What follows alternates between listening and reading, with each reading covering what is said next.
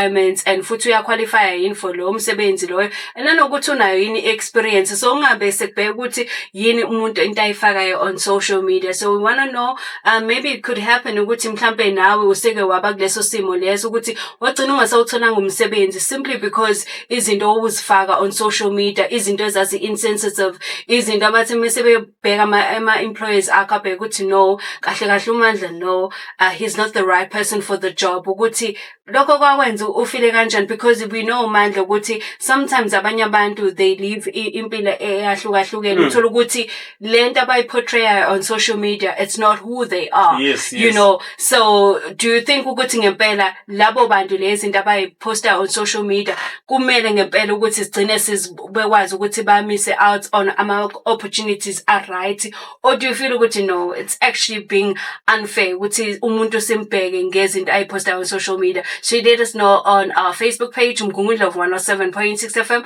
Ushiye nje comment yakho sobe sesikwazi ukuthi sifunde.